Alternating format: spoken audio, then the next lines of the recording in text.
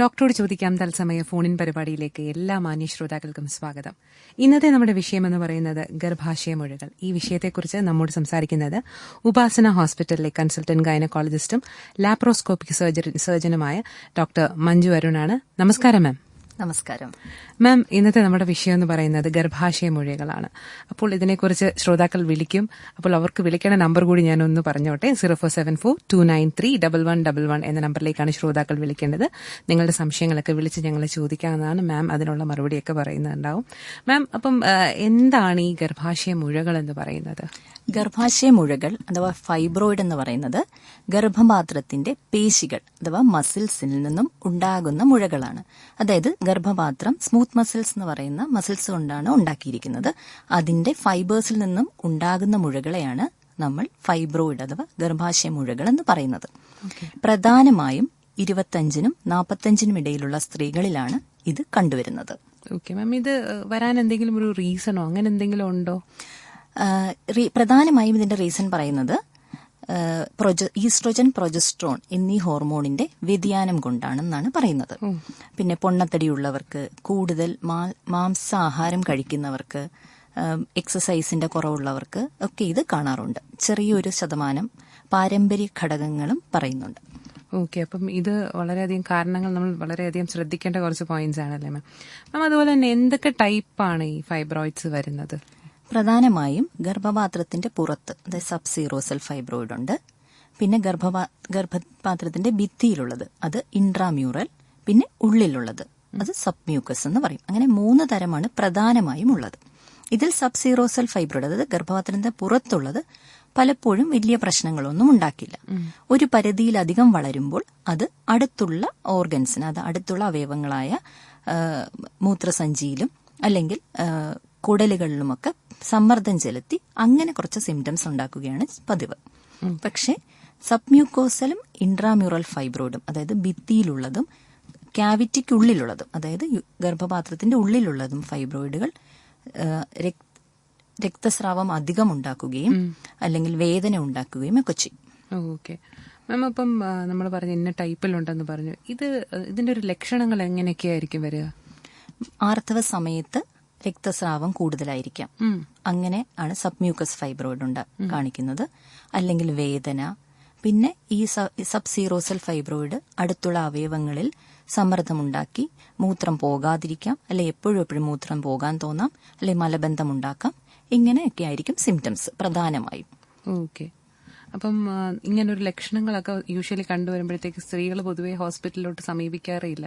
അതെന്തെങ്കിലും ആയിരിക്കും എന്ന് പറഞ്ഞ് മാറിയാണ് നിൽക്കുക അല്ലെ? പൊതുവെ യൂഷ്വലി ലേഡീസും അങ്ങനെ ഹോസ്പിറ്റലിൽ വരത്തില്ല. ബാക്കിയുള്ളവരുടെ കാര്യം നോക്കിയാലും എപ്പോഴും ഇങ്ങനെ ഒരു നമ്മുടെ ഹെൽത്തിന് കൂടുതൽ ഇമ്പോർട്ടൻസ് കൂടുതൽ കൊടുക്കാറില്ല. അപ്പൊ അതിനെക്കുറിച്ച് എന്താ പറയാനുള്ളത്? അതായത് ആർത്തവ സമയത്ത് രക്തസ്രാവം കൂടുതലാണെന്ന് പല സ്ത്രീകൾക്കും മനസ്സിലാകാറ് പോലുമില്ല. നമ്മള് ഹീമോഗ്ലോബിൻ അതായത് ആശുപത്രിയിൽ വരുമ്പോൾ രോഗികളോട് ക്ഷീണമായിട്ടായിരിക്കും ചിലപ്പോൾ വരുന്നത്. എപ്പോഴും ഉറങ്ങാൻ തോന്നുന്നു, ക്ഷീണം. നോക്കുമ്പോൾ ഹീമോഗ്ലോബിൻ ചിലപ്പോൾ 6 or 7 ഒക്കെ കാണുകയുള്ളൂ. അപ്പോൾ അവരോട് ചോദിക്കുമ്പോൾ അവരോട് ഞങ്ങൾക്ക് ബ്ലീഡിങ്ങേ ഇല്ല, ഞങ്ങൾക്ക് രക്തസ്രാവം ഇല്ല എന്നാണ്. അവർ മനസ്സിലാക്കുക പോലുമില്ല ചിലപ്പോൾ അവർക്ക് രക്തസ്രാവം കൂടുതലാണെന്ന്. അപ്പം 2 മുതൽ 7 ദിവസം വരെയാണ് സാധാരണ ആർത്തവത്തിന് രക്തം പോകുന്നത്. അതിൽ കൂടുതൽ ദിവസം പോവുകയാണെങ്കിൽ, അല്ലെങ്കിൽ ഈ 2 തൊട്ട് 7 ദിവസം വരെ പോകുന്ന സമയത്തും ക്ലോട്ട് പോലെ കട്ടയായി പോവുകയാണെങ്കിൽ, രാത്രിയിൽ ഒരുപാട് തവണ എഴുന്നേറ്റ് പാഡ് മാറേണ്ടി വരികയാണെങ്കിൽ, അല്ലെങ്കിൽ നമുക്ക് ക്ഷീണം ഒരുപാട് കൂടുതൽ തോന്നുകയാണെങ്കിൽ, ഇതൊക്കെ ആവുമ്പോൾ ശരിക്കും രക്തം കൂടുതൽ പോകുന്നു എന്ന് വേണം കരുതാൻ. അങ്ങനെയാണെങ്കിൽ ഡോക്ടറിനെ സമീപിക്കുക തന്നെ വേണം. ഓക്കെ മാം, അപ്പൊ ഒരു ലക്ഷണം ഇതാണെന്ന് പറഞ്ഞു. പിന്നെ ആർത്തവ സമയത്ത് വയറുവേദന വരാം.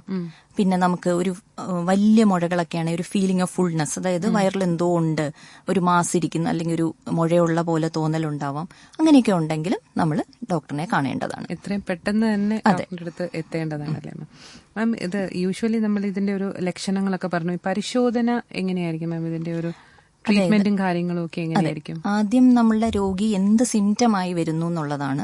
നമ്മളിപ്പോ ക്ഷീണമായി വരുന്നു പേഷ്യന്റ്, അങ്ങനെയൊക്കെ ആവുമ്പോൾ നമ്മൾ എന്തായാലും പരിശോധനകൾ നടത്തും. പരിശോധനയിൽ ആദ്യം വയറ് പരിശോധിച്ച് നോക്കും, മുഴകൾ എന്തെങ്കിലും ഉണ്ടോ, അല്ലെങ്കിൽ ആർത്തവ കൂടുതലായിട്ട് ബ്ലീഡിംഗ് ഉണ്ട് എന്ന് പറയുമ്പോൾ വയറ് പരിശോധിക്കും. പിന്നെ ഉള്ളു പരിശോധിക്കും. അതിനുശേഷം നമ്മൾ അൾട്രാസൗണ്ട് സ്കാനാണ് ഇതിന്റെ മേജറായിട്ട് കൂടുതൽ ആൾക്കാർക്കും നമ്മൾ ചെയ്യുന്നത് അൾട്രാസൗണ്ട് സ്കാനാണ്. സ്കാനിൽ മുഴയുടെ വലിപ്പം, അതിന്റെ ഏത് സ്ഥലത്താണ് അതിരിക്കുന്നത്, ഇതെല്ലാം മനസ്സിലാക്കാൻ സാധിക്കും. ഓക്കെ. അപ്പം ലക്ഷണങ്ങൾ പറഞ്ഞു മാം, അതുപോലെ തന്നെ ഇതിന്റെ ഒരു പരിശോധന രീതി പറഞ്ഞു, ഏജ് ഗ്രൂപ്പ് മാം പറഞ്ഞിരുന്നല്ലോ. അതെ. അപ്പം ആ ഏജ് ഗ്രൂപ്പിലുള്ള കുട്ടികൾ ഈ ലക്ഷണങ്ങൾ കണ്ടു കഴിഞ്ഞാൽ എത്രയും പെട്ടെന്ന് മാം ഡോക്ടേഴ്സിനെ സമീപിക്കാൻ. 25 മുതൽ 45 വയസ്സ് വരെയുള്ള സ്ത്രീകളിലാണ് കാണുന്നതെങ്കിലും പ്രധാനമായും 35 വയസ്സിന് ശേഷമാണ് സിംറ്റംസ് ഒക്കെ കൂടുതലായി ഉണ്ടാവുന്നത്. നമ്മൾ നോക്കുകയാണെങ്കിൽ 70% സ്ത്രീകൾക്കും ചെറുതോ വലുതോ ഒക്കെ ഫൈബ്രോയിഡുകൾ ഉണ്ടാവാം. പക്ഷെ അതൊന്നും സിംറ്റംസ് ഉണ്ടാക്കുന്നില്ല പലപ്പോഴും. പക്ഷെ 35 വയസ്സിന് ശേഷം ഇത് വളരാനും കൂടുതൽ പ്രശ്നങ്ങൾ ഉണ്ടാക്കാനുമുള്ള സാധ്യതയുണ്ട്. അങ്ങനെ 35 വയസ്സിന് ശേഷമുള്ള സിംറ്റംസ് ഉണ്ടെങ്കിൽ നമ്മൾ തീർച്ചയായും ഒരു ഡോക്ടറിനെ കാണുകയും അത് ഇവാലുവേറ്റ് ചെയ്യുകയും ചെയ്യണം. പിന്നെ 45 വയസ്സിന് ശേഷം ഹോർമോൺ വലിഞ്ഞു തുടങ്ങുമല്ലോ. അപ്പോൾ ഫൈബ്രോയിഡിന്റെ വലിപ്പം ചുരുങ്ങാനും ചെറുതായി വരാനുമുള്ള സാധ്യതയുണ്ട്. ആർത്തവം നിന്നു കഴിഞ്ഞാൽ കുഞ്ഞു കുഞ്ഞു ഫൈബ്രോയിഡൊക്കെ ആണെങ്കിൽ ചുരുങ്ങിപ്പോകും. അപ്പൊ വലിയൊരു പ്രശ്നം ഉണ്ടാവുകയില്ല. ഓക്കെ. അപ്പൊ മാം, ഈ ഒരു ഏജ് ഗ്രൂപ്പിലാണ് നമുക്ക് ഈ ഒരു കാര്യം ശ്രദ്ധിക്കേണ്ടതായിട്ടല്ലേ? അപ്പൊ ഒരു ഏജ് കഴിയുമ്പോഴത്തേക്ക് ഇത് തന്നെ ചുരുങ്ങാനുള്ള ഒരു ചാൻസും ഉണ്ട്. അതെ. Okay ma'am. അപ്പോൾ ഈ നമ്മളൊരു 40 വയസ്സിലൊക്കെ ചെയ്യുമ്പോൾ ഒരു ഫൈബ്രോയിഡ് സൈസ് ഉണ്ടെങ്കിൽ നമ്മൾ ഒരുപാട് വലിയ സൈസ് ആണെങ്കിൽ 6 മാസം കൂടുമ്പോഴും, അല്ല വലിയ കുഴപ്പമില്ല ചെറിയ സൈസ് ഒക്കെ ആണെങ്കിൽ ഒരു ഫോളോ അപ്പിൽ തന്നെ പേഷ്യന്റ് ഇരിക്കണം. അതായത് എല്ലാ വർഷവും ഒക്കെ നമ്മൾ സ്കാൻ ചെയ്ത് നോക്കി വലിപ്പം കൂടുന്നുണ്ടോ, അല്ലെങ്കിൽ ഒരു പ്രശ്നമുള്ള വലിപ്പത്തിലേക്ക്, അതായത് നമ്മൾ സാധാരണ ഈ പറയുന്നത് 12 ആഴ്ച ഗർഭത്തിന്റെ അത്രയും വളർച്ചയുണ്ടെങ്കിൽ, അതിൽ കൂടുതലുണ്ടെങ്കിൽ അത് പ്രശ്നം ഭാവിയിൽ ഉണ്ടാക്കിയേക്കാം. അപ്പോൾ അത് റിമൂവ് ചെയ്യുന്നതായിരിക്കും നല്ലതെന്നാണ്. ഒരു സൈസ് അങ്ങനെയാണ് നമ്മൾ അസസ് ചെയ്യുന്നത്. ഇപ്പൊ സ്കാനിൽ ചിലപ്പോൾ 5 സെന്റിമീറ്റർ 7 സെന്റിമീറ്റർ എന്നൊക്കെ പറഞ്ഞു കഴിഞ്ഞാലും നമ്മൾ ഉള്ളു പരിശോധിക്കുമ്പോൾ അത്ര വലിയ സൈസ് ഒന്നും തോന്നുന്നില്ലെങ്കിൽ നമുക്കൊന്ന് വെയിറ്റ് ചെയ്യാം. പേഷ്യന്റ് ഫോളോ അപ്പിൽ ഇരുന്നാൽ മതിയാവും. ഓക്കെ. അപ്പം മാം ഇപ്പൊ പറഞ്ഞ ഈ വലുപ്പത്തിലുള്ള ഒരു വ്യത്യാസം പറഞ്ഞിരുന്നല്ലോ. അപ്പം ആ ഒരു ഏത് കണ്ടീഷനിലായിരിക്കും അപ്പൊ ഓപ്പറേഷനിലോട്ട് പോകുന്നത്, അല്ലെ എന്തെല്ലാം തരത്തിലുള്ള ഓപ്പറേഷൻ ആയിരിക്കും ഉള്ളത്? അതെ, നമ്മള് സൈസിനെ അനുബന്ധിച്ചല്ല പലപ്പോഴും ഓപ്പറേഷൻ ചെയ്യുന്നത്. ഇപ്പൊ പേഷ്യന്റ് ആദ്യം നമ്മളോട് പലപ്പോഴും ഇത്രയും വലിപ്പമുള്ള ഒരു മുഴയായിട്ടായിരിക്കില്ലല്ലോ വരുന്നത്. പലപ്പോഴും രക്തസ്രാവം അധികമാണ് എന്ന് പറഞ്ഞാണ് പേഷ്യന്റ് വരിക.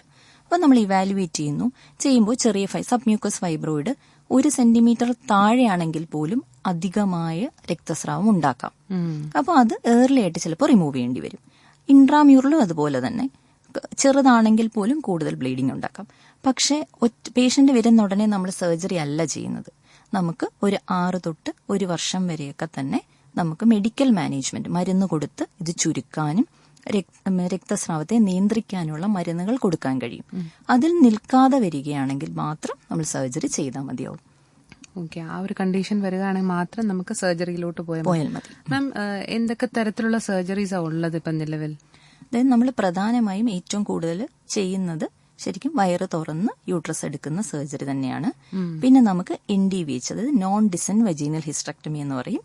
താഴെ കൂടെ തന്നെ യോനി ഭാഗത്തുകൂടി തന്നെ യൂട്രസിനെ റിമൂവ് ചെയ്യാനുള്ള സർജറി ഉണ്ട്. പിന്നെ ലാപ്രോസ്കോപ്പി വഴി തോക്കോൽദാരം വഴി റിമൂവ് ചെയ്യാം. ഇനി ഇതൊക്കെ നമുക്ക് ശരിക്കും പറഞ്ഞാൽ ഒരു 40 ഇയേഴ്സിന് ശേഷമാണ്.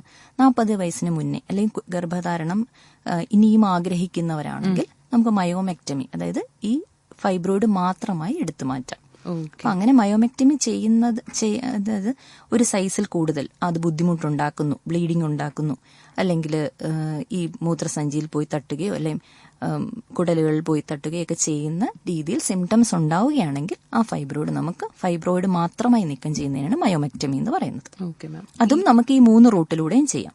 അതായത് വയറ് തുറന്ന് ചെയ്യാം, ലാപ്രോസ്കോപ്പി വഴി ചെയ്യാം, വെജൈനലിൽ യോനി ഭാഗത്തുകൂടിയും ചെയ്യാം.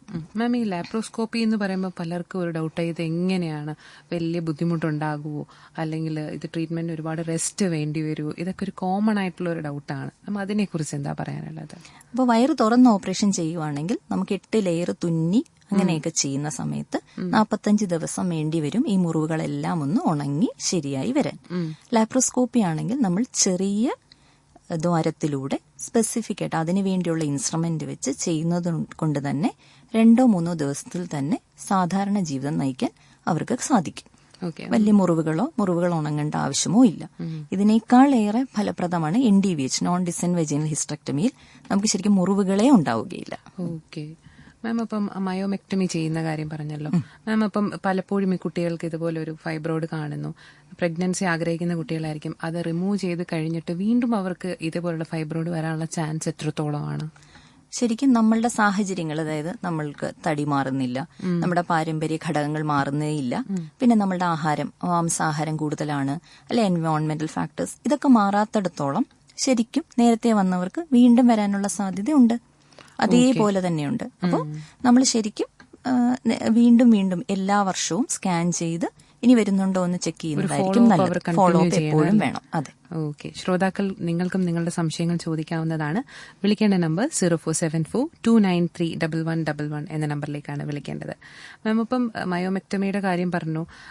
അപ്പം ഈ പലപ്പോഴും ഈ ഒരു യങ്സ്റ്റേഴ്സിന്റെ ഇടയ്ക്ക് ഇതേപോലെ ഇടയ്ക്ക് നമുക്ക് ഇങ്ങനൊരു ഫൈബ്രോയിഡ് കണ്ടുവരുന്നുണ്ട്. അപ്പം അത് ഈ ഫുഡിന്റെ ഒക്കെ ഒരു ലൈഫ് സ്റ്റൈലിന്റെ ഒരു പ്രോബ്ലം ആയിരിക്കുമോ കൂടുതലായിട്ട്? ജീവിതശൈലി ഒരു പ്രധാന കാരണമാണ്. പിന്നെ നമുക്കറിയാത്ത എന്തൊക്കെയോ ഫാക്ടേഴ്സ് ഉണ്ട് ഇതുവരെയും കണ്ടുപിടിക്കാത്ത.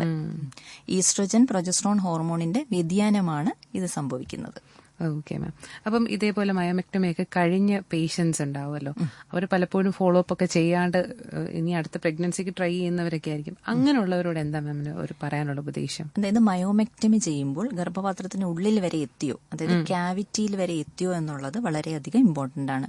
നമ്മൾ നേരത്തെ ഓപ്പറേഷൻ ചെയ്ത എല്ലാ പേപ്പറും നമ്മൾ സൂക്ഷിച്ചു വെക്കുക. അടുത്ത ഏത് ഡോക്ടറിനെയാണോ ഗർഭാവസ്ഥയിൽ കാണുന്നത് അവർക്ക് ഈ പേപ്പർ കൈമാറുകയും, അപ്പൊ അതിനനുസരിച്ച് വേണം നമ്മൾ പ്രസവം വേണോ, സിസേറിയൻ വേണോ, അല്ലെങ്കിൽ ഏതാഴ്ചയിൽ സിസേറിയൻ ചെയ്യണം എന്നൊക്കെ തീരുമാനിക്കുന്നത് മയോമെക്ടമി നേരത്തെ ചെയ്ത സ്കാറിന്റെ അനുസരിച്ചായിരിക്കും. ഓക്കെ. അപ്പം ഇങ്ങനെ ഒരു ഫൈബ്രോയിഡ് അവർക്ക് റിമൂവ് ചെയ്ത് കഴിഞ്ഞാൽ അവർ എത്ര നാളിനുള്ളിൽ പ്രഗ്നന്റ് ആകണം മാം? 6 മാസം. 6 മാസത്തിനുള്ളിൽ അങ്ങനെയില്ല, 6 മാസത്തിനുള്ളിൽ പ്രഗ്നന്റ് ആവാം. അത് 2 ഓപ്പറേഷൻ തമ്മിലുള്ള അകലം 1.5 വർഷമെങ്കിലും വേണം. ഓക്കെ മാം, നമുക്കൊരു കോളർ ഉണ്ട്, കോളിലേക്ക് പോകാം. ഹലോ. ഡോക്ടറോട് ചോദിക്കാൻ പരിപാടിയിലേക്ക് സ്വാഗതം. ചോദിച്ചോളൂ ഡോക്ടറിന്റെ അടുത്ത്. നമസ്കാരം, പറഞ്ഞോളൂ. ഡോക്ടറെ, എനിക്ക് 4.5 സെന്റിമീറ്റർ വളർന്ന 2 മുഴയുണ്ട്. ഓക്കെ. അത് കഴിഞ്ഞ വർഷം ഞാൻ ഭയങ്കരമായ വയറ്റുവേദനയായിട്ട് ഞാൻ മെഡിക്കൽ വേണ്ട പോയത്. ഓക്കെ. അപ്പൊ അവിടെ എനിക്ക് സ്കാനിങ് എടുത്ത്. ഓക്കെ. സ്കാനിങ് എടുത്തപ്പോ 2 മുഴയുണ്ടെന്ന് പറഞ്ഞ് അത് ഗൈനക്കിനെ കാണിക്കാൻ പറഞ്ഞു. ഞാൻ അങ്ങനെ ESA കാണിച്ച, ആസാം ESA. അതെ. ഓക്കെ. അപ്പം അവിടെ കാണിച്ചു, അവർ മരുന്നൊക്കെ തന്നെങ്കിൽ കുഴപ്പമൊന്നുമില്ല എന്നൊക്കെ പറഞ്ഞു. ഇപ്പൊ ഞാൻ വീണ്ടും എനിക്ക് ഇടയ്ക്കിടയ്ക്ക് വയറ്റ് വേദന, ശരീരം അങ്ങ് ക്ഷയിച്ചു വരിക, മൂത്രം പോകുമ്പോ എരിച്ചില്, അങ്ങനെയൊക്കെയുള്ള പല പ്രശ്നങ്ങളും ഉണ്ട്. ഇപ്പൊ ഞാൻ 5 ദിവസം ESA കിടന്നായിരുന്നു. അതെന്തിനു വേണ്ടിയാണ്? ഈ വേദന കൂടിയിട്ടായിരുന്നു തന്നെ. ഓക്കെ. അപ്പോഴ് എനിക്ക് സ്കാനിങ് എടുത്തത് യൂട്രസിന്റെ സ്കാനിങ് എടുത്തത്, വയറിന്റെ മാത്രമേ എടുത്തത്. ഓക്കെ. അപ്പൊ അതിലൊരു കുഴപ്പമില്ലെന്ന് പറഞ്ഞാ അവര് വിട്ടത്. ഇപ്പൊ അഡ്മിറ്റ് ആയി കിടന്ന സമയത്തല്ലേ ബുദ്ധിമുട്ടുകളൊക്കെ ഇടയ്ക്കിടയ്ക്ക് ഉണ്ട്. ഇങ്ങനെ വയറ്റ് വേദന, മൂത്രം പോകുമ്പോ എരിച്ചില്, ചിലപ്പോൾ യൂറിനറി ഇൻഫെക്ഷൻ, മൂത്രത്തിൽ പഴുപ്പാവാനുള്ള സാധ്യതയുണ്ട്. അപ്പൊ നമുക്ക് 4.5 സെന്റിമീറ്റർ വലിപ്പമുള്ള മുഴ ചിലപ്പോൾ അത് ഓപ്പറേഷൻ ചെയ്യേണ്ടെന്ന് അത്രയും വലിപ്പം ഉണ്ടാകുകയില്ല. 7 സെന്റിമീറ്ററിലധികമുള്ള മുഴയൊക്കെ ആവുമ്പോഴാണ് നമ്മൾ എടുക്കേണ്ടതായിട്ട് വരികയുള്ളൂ. അപ്പോൾ വയറുവേദനയുടെ കാരണം നമ്മൾ കണ്ടെത്തണം. ഇപ്പം ഈ മുഴ തന്നെയാണ് വയറുവേദന ഉണ്ടാക്കുന്നതെന്ന് നമുക്ക് പറയാൻ പറ്റില്ല. ചിലപ്പോൾ ഇൻഫെക്ഷൻ ആവാം, യൂട്രസിൽ ഇൻഫെക്ഷൻ ആവാം, അതായത് യൂറിനറി ഇൻഫെക്ഷൻ ആവാം. അപ്പൊ അത് കണ്ടെത്തിയതിന് ശേഷം അതിനുള്ള ട്രീറ്റ്മെന്റ് എടുക്കണം. എനിക്ക് പീരിയഡ്സ് ഒന്നുമില്ല. ഇല്ല. ഇപ്പൊ എത്ര വയസ്സായി? എനിക്ക് 50 വയസ്സ്. 50 വയസ്സ്. ഇപ്പം ഈ 4.5 സെന്റിമീറ്റർ ഉള്ള മുഴ ചുരുങ്ങാനുള്ള സാധ്യതയാണ് ഞാൻ കാണിച്ചത്. ഓക്കെ. ഒരു വർഷം കഴിഞ്ഞു. അപ്പൊ വീണ്ടും അവിടെ ഡോക്ടർ പറഞ്ഞത് ഇതിന്റെ വേദന ആയിരിക്കും, ആണ്, അതുകൊണ്ട് എത്രയും പെട്ടെന്ന് കാണിക്കെന്ന് പറഞ്ഞിട്ട് അവിടുന്ന് വിട്ട തന്നെ. ഓക്കെ. അപ്പൊ അതിന്റെ ബുദ്ധിമുട്ടാണോ എന്ന് അറിയാനാ ഞാൻ ഡോക്ടറെ വിളിച്ചത്. ഓക്കെ. അത് നമുക്ക് പറയാൻ, പരിശോധനകളും നമ്മൾ സ്കാൻ വീണ്ടും ഒന്നുകൂടി നോക്കണം. 1 വർഷം മുന്നേ ചെയ്ത സ്കാൻ ഇപ്പൊ എന്ത് സംഭവിച്ചു, അത് ചുരുങ്ങിയോ, അല്ലെ മാസമുറ നിന്ന സ്ഥിതിക്ക് ചുരുങ്ങാനുള്ള സാധ്യതയാണ് കൂടുതൽ. അപ്പൊ വയറുവേദനയുടെ കാരണം കണ്ടെത്താനായി മറ്റ് ടെസ്റ്റുകളും കൂടി ചെയ്യേണ്ടതുണ്ട്. മാം, അപ്പൊ നമ്മൾ പറഞ്ഞു വന്നത് എന്തെല്ലാം ടൈപ്പിലുള്ള ഓപ്പറേഷൻ ഉണ്ടെന്ന് പറഞ്ഞു. മാം, യൂഷ്വലി ഈ ഫൈബ്രോയിഡ് എന്ന് കേൾക്കുമ്പം എല്ലാവർക്കും ഒരു ഭയമാണ്, ക്യാൻസർ ആകാനുള്ള ഒരു സാധ്യത ഇതിന് എത്രത്തോളമാണ് എന്നുള്ളത്. അതിനെക്കുറിച്ച് എന്താ പറയാനുള്ളത്? ഫൈബ്രോയിഡ് അസച്ച് ക്യാൻസർ ആകാനുള്ള സാധ്യത 0.1% താഴെയാണ്. ഇത് ഫൈബ്രോയിഡ് തന്നെ ക്യാൻസറായി മാറില്ല. നമ്മൾ ക്യാൻസറായ ഒരു മുഴയെ ഫൈബ്രോയിഡായി തെറ്റിദ്ധരിച്ചേക്കാം, പക്ഷെ ഫൈബ്രോയിഡ് ക്യാൻസർ ആവാനുള്ള സാധ്യത വളരെ വളരെ കുറവാണ്. അപ്പൊ യൂഷ്വലി എല്ലാവർക്കും ഉള്ളൊരു ഭയമാണ് ഇപ്പൊ ഫൈബ്രോയിഡ് എന്ന് പറയുമ്പോൾ പെട്ടെന്നൊരു തോന്നലുണ്ടാവും. അതെ, അതായത് ഫൈബ്രോയിഡ് വളരെ പതുക്കെ വളരുകയുള്ളൂ. ക്യാൻസർ ആണെങ്കിൽ അത് വളരെ പെട്ടെന്ന് വളരാം, നമ്മുടെ ശരീരം പെട്ടെന്ന് ക്ഷീണിക്കാം, രക്തത്തിൽ ഹീമോഗ്ലോബിന്റെ അളവ് വളരെയധികം കുറയാം, പിന്നെ നമുക്ക് അകാരണമായ ക്ഷീണം, അങ്ങനെ പല സിംറ്റംസും നമുക്ക് ഫൈബ്രോയിഡിനേക്കാൾ കൂടുതൽ, അതായത് ചെറിയൊരു മുഴയാണെങ്കിലും അതിനേക്കാൾ കൂടുതൽ കുറച്ചുകൂടി വ്യത്യസ്തമായ രീതിയിൽ സിംറ്റംസ് കാണിക്കും. ഓക്കെ മാം, അപ്പം ഇത് തമ്മിലൊരു ഡിഫറൻസ് ഇത്രത്തോളം ഉണ്ടാവുമല്ലോ. വേറെ എന്തെങ്കിലും സിംറ്റംസ് വെച്ച് നമുക്കിത് തിരിച്ചറിയാൻ പറ്റുമോ? ഇനി ഇത് ഫൈബ്രോയിഡ് അല്ല ക്യാൻസറസ് ആണ്, അല്ലെ ക്യാൻസറസ് ആണെന്നുള്ളത് നമുക്ക് എങ്ങനെ? പ്രധാനമായും നമ്മൾ ഫോളോ അപ്പിൽ ഇരിക്കുമ്പോൾ പെട്ടെന്നുള്ള സൈസ് വർധന തന്നെയാണ്. നമുക്ക് സംശയം തോന്നുകയാണെങ്കിൽ ഒരു MRI സ്കാൻ എടുത്ത് ഇതിന്റെ ഘടന നമുക്ക് മനസ്സിലാക്കാൻ പറ്റും ക്യാൻസർ ആണോ എന്ന്. പിന്നെ അമിതമായ ക്ഷീണവും കാര്യങ്ങളൊക്കെ വരുമ്പോഴും നമ്മൾ ശ്രദ്ധിക്കുക. Okay ma'am. പിന്നെ പെട്ടെന്ന് ശരീരം ക്ഷീണിക്കുക, ഒരു 10% വരെ വെയിറ്റ് 3 മാസത്തിൽ കുറയുക, അപ്പൊ പെട്ടെന്ന് നല്ല തടിയുള്ളതായിരിക്കും, പെട്ടെന്ന് ക്ഷീണിക്കുക, അങ്ങനെയൊക്കെ ഉണ്ടാവുമ്പോൾ നമ്മൾ എന്തെങ്കിലും വേറെ എന്തോ ആണ്, അതും കൂടി നമ്മൾ ഇവാലുവേറ്റ് ചെയ്യേണ്ടി വരും. Okay ma'am. മാം, പ്രഗ്നൻസി ടൈമിലൊക്കെ ഇതുപോലെ നമുക്ക് ഫൈബ്രോയിഡുകളൊക്കെ ഉണ്ടാകാറുണ്ടല്ലോ. അതെ, കാരണം 25 വയസ്സ് മുതൽ 45 വയസ്സിലുള്ള സ്ത്രീകളിലാണല്ലോ ഇത് പ്രധാനമായും കാണുന്നത്. കൂടുതലായും 25-നും 35-നും ഇടയിലാണ് ഇപ്പോൾ സ്ത്രീകൾ ഗർഭം ധരിക്കുന്നത്. അപ്പൊ അങ്ങനെയുള്ള അവസരത്തിൽ ഒരുപാട് ഗർഭിണികൾക്ക് ഫൈബ്രോയിഡ് ഉണ്ടായേക്കാം. ഇതിൽ ചെറിയൊരു ശതമാനം സൈസ് കൂടാനുള്ള, അതായത് വലിപ്പം വെക്കാനുള്ള സാധ്യതയുണ്ട്. ഇങ്ങനെ വലിപ്പം വെക്കുകയാണെങ്കിൽ ചിലപ്പോൾ പെട്ടെന്ന് അബോർഷനായി പോകാനുള്ള സാധ്യതയുണ്ട്, പിന്നെ നേരത്തെ പ്രസവ വേദന വരാൻ സാധ്യതയുണ്ട്. ഇപ്പോൾ നമ്മൾ സിസേറിയനൊക്കെ ചെയ്യുമ്പോൾ ആ ഇൻസിഷൻ സൈറ്റിലാണെങ്കിൽ കുഞ്ഞിനെ എടുക്കാനുള്ള ബുദ്ധിമുട്ടുകൾ ഉണ്ടാവാം. പിന്നെ പ്രസവ ശേഷമാണെങ്കിലും ഇത് ഗർഭപാത്രം ചുരുങ്ങാൻ പാടുണ്ടാവുകയും അമിതമായ രക്തസ്രാവം ഉണ്ടാകാനുള്ള സാധ്യതയും ഉണ്ട്. ഓക്കെ മാം, അപ്പം ഇങ്ങനെയുള്ള ഒരു സ്റ്റേജിൽ, അതായത് പ്രഗ്നൻസി ടൈമിൽ ഫൈബ്രോയിഡ് ഉണ്ടെങ്കിൽ എന്തൊക്കെയായിരിക്കും അവർ ശ്രദ്ധിക്കേണ്ടത്? പ്രഗ്നൻസി ടൈമിൽ നമ്മൾ ഫൈബ്രോയിഡ് ഉണ്ടെങ്കിൽ ഇപ്പോൾ വേദന വരാനുള്ള സാധ്യതയുണ്ട്. വേദന വരികയാണെങ്കിൽ നമുക്ക് ചിലപ്പോൾ സഹിക്കാൻ പറ്റാത്തത്രയും വേദന വന്നേക്കാം. അങ്ങനെയാണെങ്കിൽ ഡോക്ടറിനെ കണ്ട് നമ്മൾ വേദന, റെഡ് ഡീജനറേഷൻ എന്ന് പറയും അതിനെ, ഫൈബ്രോയിഡിന് പെയിൻ വരുന്നതിന്. അപ്പൊ അങ്ങനെയാണെങ്കിൽ നമ്മൾ വേദന സംഹാരി കഴിച്ച് നമ്മളതിനെ കുറയ്ക്കാനേ സാധിക്കുകയുള്ളൂ. പിന്നെ സിസേറിയന്റെ സമയത്താണെങ്കിലും നമ്മളിപ്പോൾ ഫൈബ്രോയിഡുകൾ എടുക്കാറില്ല, കാരണം രക്തസ്രാവം അധികമാവുകയും അത് ചിലപ്പോൾ ജീവന് തന്നെ ഭീഷണിയാവുകയും ചെയ്തേക്കാം എടുക്കുകയാണെങ്കിൽ. മാം, അപ്പം നോർമൽ പ്രഗ്നൻസി പോലെ തന്നെയായിരിക്കും? അതെ, പക്ഷെ അവർക്ക് വയറ് വീർത്ത് വരുന്ന അനുസരിച്ച് ഫൈബ്രോയിഡും വലുതായി കഴിഞ്ഞാൽ ബുദ്ധിമുട്ടുകൾ കൂടും. ചിലപ്പോൾ ഇരിക്കാൻ പറ്റില്ല, കിടക്കാൻ പറ്റില്ല, അങ്ങനെയൊക്കെയുള്ള ബുദ്ധിമുട്ടുകൾ, പ്രഷർ സിംറ്റംസ്, അതായത് ഈ ഫൈബ്രോയിഡ് പോയി മറ്റു ഓർഗൻസിൽ സമ്മർദ്ദം ചെലുത്തി അതിനുള്ള ബുദ്ധിമുട്ടുകൾ സാധാരണ ഗർഭിണിയേക്കാൾ കൂടുതലായിരിക്കും. ഓക്കെ മാം, അപ്പം നമ്മളതുപോലെ പറഞ്ഞു ഈ ഒരു സിസേറിയന്റെ ടൈമിൽ നമുക്കതിനെ റിമൂവ് ചെയ്യാൻ പറ്റില്ല എന്ന് പറഞ്ഞു. അതെ മാം, അപ്പൊ അതിനുള്ള ഫർദർ ട്രീറ്റ്മെന്റ് എങ്ങനെയായിരിക്കും? ഇപ്പം ചിലപ്പോൾ നമ്മൾ 6 മാസമൊക്കെ കഴിഞ്ഞ് വീണ്ടും സ്കാൻ ചെയ്യുമ്പോൾ ഇത് ചുരുങ്ങിപ്പോയതായി കാണാം. കാരണം പ്രഗ്നൻസിയുടെ ഹോർമോണൊക്കെ വലിയുമ്പോൾ ചിലപ്പോൾ തന്നെ ചുരുങ്ങിപ്പോവും. എങ്കിലും പേഷ്യൻസ് ഫോളോ അപ്പിലിരിക്കുക, എല്ലാ 6 മാസം കൂടുമ്പോഴും അല്ലെങ്കിൽ ആ സൈസ് അനുസരിച്ച് എല്ലാ ഓരോ വർഷവും നമ്മൾ സ്കാൻ ചെയ്ത് ഫോളോ അപ്പിലിരിക്കുന്നത് നല്ലതായിരിക്കും. Okay ma'am. മാം, ഇപ്പം ഫൈബ്രോയിഡ് വന്നു, അത് റിമൂവ് ചെയ്തു, വീണ്ടും വരാനുള്ള ഒരു ചാൻസ് ഉണ്ടോ? അതെ, ഉണ്ട്. കാരണം ഞാൻ നേരത്തെ പറഞ്ഞല്ലോ, നമ്മളുടെ സാഹചര്യങ്ങളൊന്നും മാറുന്നില്ല, നമ്മളുടെ എൻവയോൺമെന്റ് മാറുന്നില്ല, ജീവിത സാഹചര്യങ്ങൾ മാറുന്നില്ല, നമ്മുടെ ഭക്ഷണ രീതി മാറുന്നില്ല, എക്സസൈസ് നമ്മൾ ചെയ്യുന്നില്ലെങ്കിൽ നമ്മുടെ സാഹചര്യങ്ങൾ മാറാത്തിടത്തോളം പിന്നെ പാരമ്പര്യ ഘടകങ്ങൾ മാറുന്നേയില്ലല്ലോ. അപ്പൊ ഇങ്ങനെയാവുമ്പോൾ വരാനുള്ള സാധ്യത വീണ്ടുമുണ്ട്. ഓക്കെ, ശ്രോതാക്കൾ വിളിക്കേണ്ട നമ്പർ 0474293111 എന്ന നമ്പറിലേക്കാണ് വിളിക്കേണ്ടത്. അപ്പോൾ മാം, അപ്പം നമ്മൾ പറഞ്ഞു വന്നത് ഈ പ്രഗ്നൻസി ടൈമിലുള്ള ഫൈബ്രോയിഡിനെ കുറിച്ച് പറഞ്ഞു. അവർക്ക് വേറെ എന്തെങ്കിലും റിസ്ക് ഉണ്ടോ ഡെലിവറി ടൈമിൽ? അതെ, ഡെലിവറി ചിലപ്പോൾ എവിടെയാണ് സൈറ്റ് ഓഫ് ഫൈബ്രോയിഡ് ഇമ്പോർട്ടന്റ് ആണ്, ഏത് സ്ഥലത്താണ് ഫൈബ്രോയിഡ് ഉള്ളതെന്ന്. അപ്പം ശരിക്കും ഗർഭാശയമുഖത്തിനടുത്തൊക്കെ ആണെങ്കിൽ ഡെലിവറി ചെയ്യാൻ തന്നെ പ്രയാസം വന്നേക്കാം. ഓക്കെ, അപ്പൊ ഡെലിവറി ടൈം അവർക്കൊരു ബുദ്ധിമുട്ടായിരിക്കും. പിന്നെ അതുപോലെ തന്നെ ഗർഭപാത്രം പ്രസവത്തിന് ശേഷം ചുരുങ്ങാൻ കുറച്ച് ബുദ്ധിമുട്ടുണ്ടായിരിക്കും. അപ്പോൾ അമിത രക്തസ്രാവം ഉണ്ടാവാം.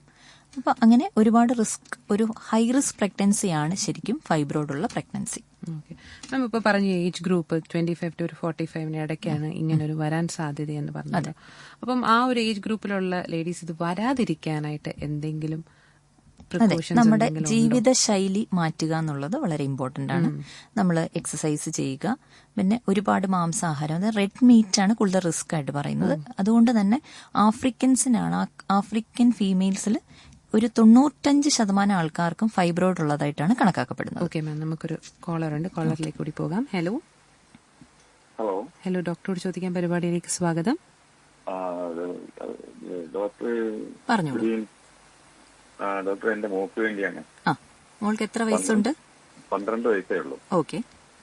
കഴിഞ്ഞ ഈ 22-ാം തീയതി മോള് ഇതായതാണ്. ആദ്യമായി പീരീഡ്സ് ആയതാണോ? അല്ല, രണ്ടാമത്. ഓക്കെ. അപ്പം ഈ 12 കഴിഞ്ഞിട്ട് ഇന്ന് 12, 8, 20, 18, 5 അതായത് 10-23 ദിവസമായി. അതെ. കഴിഞ്ഞ 22 അങ്ങ് 22. അപ്പൊ ഈ 23 ദിവസമായിട്ടും ഇതുവരെ വീണ്ടും കണ്ടില്ല. ഓക്കെ.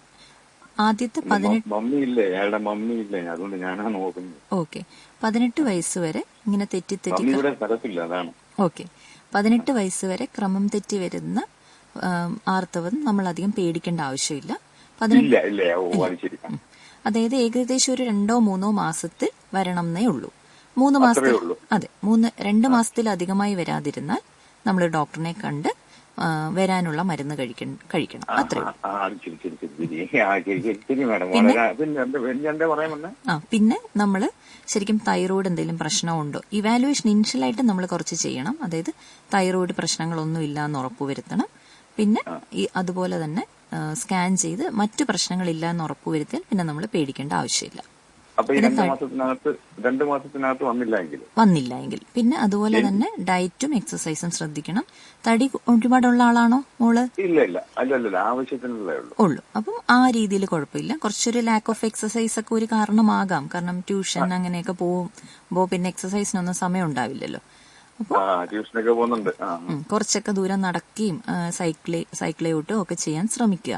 പിന്നെ തൈറോയിഡും സ്കാനും ഒക്കെ ചെയ്തിട്ട് കുഴപ്പമൊന്നുമില്ലെങ്കിൽ എല്ലാ 60 ദിവസം അത് മാഡം പറഞ്ഞാണെങ്കിൽ 2-3 മാസത്തിനകത്ത് മതി. ആയില്ലെങ്കിൽ അതെ. ഇപ്പൊ 12 വയസ്സല്ലേ ഉള്ളൂ, അപ്പൊ സാധ്യത വളരെ കുറവാണ് എല്ലാ മാസവും വരിക എന്നൊക്കെ ഉള്ളത്. പ്രശ്നമില്ല. 18 വയസ്സ് വരെ നമ്മളത് പേടിക്കേണ്ട ആവശ്യമില്ല. 2 മാസത്തിൽ ഒരിക്കൽ വന്നാൽ 2 മാസത്തിൽ ഒരിക്കൽ വന്നാൽ മതി. Okay, thank you. വിളിച്ചതിന് നന്ദി. ശ്രോതാക്കൾ വിളിക്കേണ്ട നമ്പർ 0474293111 എന്ന നമ്പറിലേക്കാണ്. മറ്റൊരു ശ്രോതാവ് കൂടി നമ്മോടൊപ്പം ചേരുന്നു. ഹലോ, പറഞ്ഞോളൂ. ഹലോ, കോളർ ഡ്രോപ്പ് ആയെന്ന് തോന്നുന്നു. ശ്രോതാക്കൾ വീണ്ടും ട്രൈ ചെയ്യുക. വിളിക്കേണ്ട നമ്പർ 0474293111 എന്ന നമ്പറിലേക്കാണ് വിളിക്കേണ്ടത്. മാം, ഇപ്പം നമുക്ക് അറിയാം PCOD പലപ്പോഴും ഫൈബ്രോയിഡുമായിട്ട് ഒന്ന് സംശയിക്കാറുണ്ട്. ഇനി പോളിസിസ്റ്റിക് ഓവറിൻ സിൻഡ്രോം എന്ന് പറയുമ്പോൾ എന്റെ യൂട്രസിൽ ഇനി സിസ്റ്റ് ആണോ അങ്ങനെയൊക്കെ തോന്നാനാണ്. മാം, ഇത് തമ്മിലുള്ള ഒരു ഡിഫറൻസ് എന്താണ്? ഇത് രണ്ടും ഒരു എൻറ്റയർലി സെപ്പറേറ്റ് ആയിട്ടുള്ള എൻറ്റിറ്റീസ് ആണ്. ഒന്ന് യൂട്രസിലുള്ള മുഴകളാണ് ഫൈബ്രോയിഡ്. പോളിസിസ്റ്റിക് ഓവറിൻ സിൻഡ്രോം അല്ലെ പോളിസിസ്റ്റിക് ഓവറീസ് എന്ന് പറഞ്ഞാൽ ഓവറിയിലുള്ള ചെറിയ ചെറിയ കുരുപ്പുകളാണ്. അത് വലിയ ഒരു പ്രശ്നങ്ങളൊന്നും ഉണ്ടാക്കില്ല. അത് ഒരു ജീവിതശൈലി രോഗം തന്നെയാണ്. അതായത് നമ്മൾ ഒരു കൂടുതൽ തടി വെക്കുക, അല്ലെങ്കിൽ എക്സസൈസ് ചെയ്യാതിരിക്കുക, കൂടുതലായിട്ട് ഫുഡ് കാർബോഹൈഡ്രേറ്റ് കൂടുതൽ അടങ്ങിയ ആഹാരം കഴിക്കുക, ഇങ്ങനെയൊക്കെ ഉള്ളപ്പോഴാണ് കൂടുതലായും വരുന്നത്. ഒരു 70 തൊട്ട് 80% വരെയുള്ള ഇപ്പൊ എല്ലാ സ്ത്രീകളിലും പോളിസിസ്റ്റിക് ഓവറി കാണാം. പക്ഷെ അത് പ്രശ്നമാകുന്ന എപ്പോഴാണെന്ന് പറഞ്ഞാൽ ഓവുലേഷൻ അത് കറക്റ്റ് ആയിരിക്കില്ല. ചിലപ്പോൾ ഒരു വന്ധ്യത ഉണ്ടാക്കിയേക്കാം. വന്ധ്യതയാണെങ്കിലും ശരിക്കും അതൊരു കുട്ടികൾ ഉണ്ടാവുകയില്ല എന്നില്ല. ഓവുലേഷൻ കറക്റ്റ് ആവാത്തത് കൊണ്ട് അതിനുള്ള വന്ധ്യത, അതിനുള്ള ചികിത്സ എടുത്താൽ മതിയാവും. ഓക്കെ. അപ്പം ആ ട്രീറ്റ്മെന്റ് കറക്റ്റ് ഫോളോ അപ്പ് ചെയ്യും, ജീവിതശൈലിയിൽ മാറ്റങ്ങൾ കൊണ്ടുവരികയും ചെയ്ത് എക്സസൈസും ഡയറ്റും, അതാണ് മേജറായിട്ട് PCOD നമുക്ക് ട്രീറ്റ് ചെയ്യാൻ പറ്റുന്നത്. മാം, മെയിനായിട്ട് 3 തരത്തിലുള്ള ഫൈബ്രോയിഡ്സ് ഉണ്ടെന്ന് പറഞ്ഞല്ലോ.